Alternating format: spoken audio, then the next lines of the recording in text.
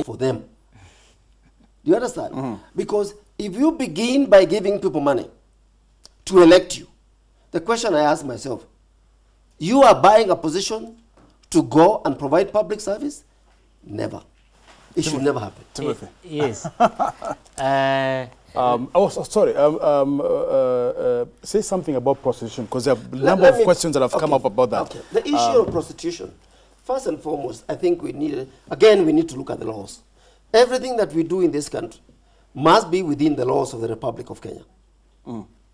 And we ask ourselves, Nairobi as a county, although under Schedule 5, it is allowed to have laws. Under Schedule 4, it has got its own laws. We must look at prostitution as a national issue, okay? And ask, are we allowed, as far as issues of morality is concerned, to sanction the activity of prostitution? And for me, prostitution is not a woman thing. People see it in the context, it's a woman thing. Yes. It's a man thing. Absolutely. It's a woman and a man thing. Gender thing. It's a gender issue. So that people don't become emotional and say, oh, it's that lady who is a prostitute. But she cannot be a prostitute within herself. So what will you do? Will you encourage it? And what will you do? What I'm talking about here is this. We must be able to have laws that recognize that if this is an activity that is going to be allowed under the laws, the national laws, it must be regulated. Timothy, very quickly, running out of time.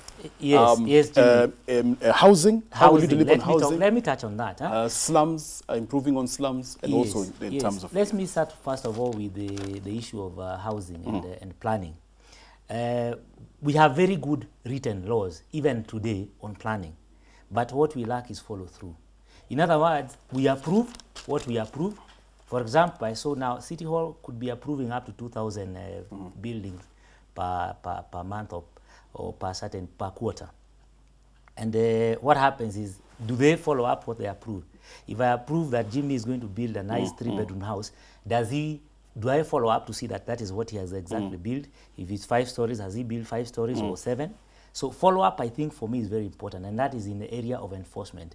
We must have in our county government good enforcement structures. That means that then we are not going to be having issues of demolishing people's houses because they built when you are not looking and they did not build at night, you know. So this is a very serious issue. It cannot and it should never end up in us taking bulldozers and going to demolish expensively built houses.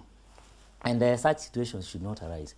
Now, even if they've been built corruptly? Look, I am saying that we should not in the first place have allowed it to happen. Right. We should have had good structures. So what about the ones that are existing now? Would you then... The ones that are existing now, and I know that there are very many, yes, we must have a system of making sure that they conform to the laws. If they do not, then they're on the ground. So you will demolish if they are... The thing is, if something is not conforming to the law and somebody cannot agree to make it conform to the law, then I think it should not be there in the first place. But I think that instead of us dwelling very much on this area, we should be able to dwell on the process itself and make sure that it works. It works and it is in accordance to the law, because I am sure very many people want to conform. But our system of following up and enforcement is what is poor, and that is what we must put in place. Let me bring you up on the issue of slums, and the fact that we have very huge slums. Number one, we must be able to involve public-private partnerships to provide affordable and cheap housing. We must look at using or use of non-conventional materials to put up housing that is affordable to very many people. We must also be able to provide services in those slums. If you look at every slum area, in the first place where it comes up and why it is you know, in a quagmire situation, is because there could be no road, there's no proper power, and there's no water. Provide these 3 services, and you're going to see eradication of that slum or those slums start to happen automatically. Now, on the issue of... You will respond. Just on the issue of... But you move very quickly, because we're running out of time. Prostitution. No, give me my time also. On the issue of prostitution, I think that in accordance to our constitution, it is not legal. So let's not beat about the bush. it is not legal, it is not legal. What happens is that in very many countries, we know that it goes on. Something like that goes on. But the position is that it is not legal and it is not legal. And I've seen that debate come up, and people get mixed up. What's our state? What's our moral standards? I'm not saying that we are Caesar's wife, that we are very pure. Above reproach. And above reproach. No. But I think that for purposes of this discussion, then we must recognize that we are following our laid down laws. When that changes, and when that time comes for them to change, then we will address that issue when that comes. You wanted to respond to what he said. Yeah, one of the things that I want to mention here is this, the whole issue of demolitions. I think we always look at the wrong end of the stick. To me, we must demolish. You must demolish. All illegally or irregularly constructed structures. But concurrent with that is that we must hold the authorities to account. If you are a planning officer in a given area and you allowed a structure to come up, there must have been a reason why you allowed it to happen. We must be able to sanction people. To me, I find it very painful that we are bringing down structures, but the authorities that allowed that structure to stand, they are left without being sanctioned. I think we must be able to say, yes, you allowed this building to come up here, we must sanction you. That way, you deal with the issue of impunity. Because the impunity is not that person who put up a structure alone. It's that he was allowed by somebody, whether he compromised that person or not, that's not the point. There must be the two sides of the coin.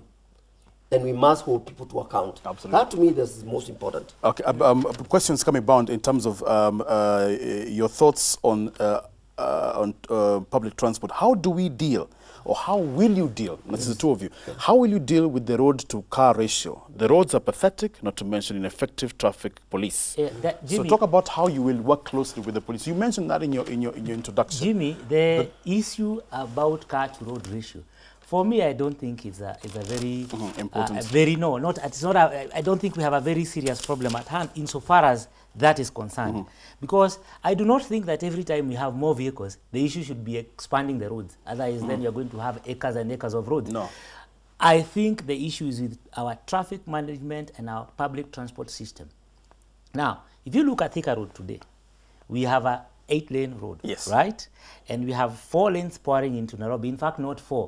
If you have cars pouring into Nairobi in the morning from Forest Road, from Gara, and from Globe, that is going to be a huge amount of vehicles. And we are now going to get into another problem of having too many vehicles flowing into town, and then we cannot manage them. So the issue here is we have expanded the road already, right? So is the issue management or roads? The issue is management. We must address the issue of traffic management. Traffic management is an issue that we must look at, and I'm talking about even as today, fundamentally, our lights, do they work? No. We have policemen. We have policemen all over. And should this be happening? Should this be happening in a city of our stature today that will not make so attractive, making policemen control traffic from morning to evening? No. And we know that you do not have to reinvent the wheel. We have. You have cities like even Hong Kong that have thousands and thousands of vehicles, and they manage them, they control them, they make them flow, and that is what we must Absolutely. Do. Very quickly, because I have a final question before you wind up. Yes. The issue here is a question of policing. It's a big challenge in this country. But before we even talk about policing, our roads are pathetic. They are so small roads, they were meant for cats.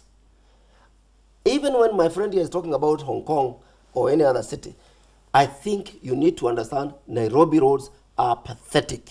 We need to expand them. That's the first thing. The second thing you need to make sure happen is that you have to have a good transport system. And that transport system is going to be, for example, if you are licensing cars, you cannot have 100 cars, matatus, driving, for example, on Gong Road. They're doing nothing. You need to make sure you have a licensing system, and that's why we need transport licensing authority that is able to recognize this route is going to be licensed to this number of players and so forth and so forth. In order for you to be able to say, as an investor, if I put money on this route, am I going to make it? If I cannot make it, there's no need for me to invest. So we have a lot of dead assets. Another thing you need to respond to is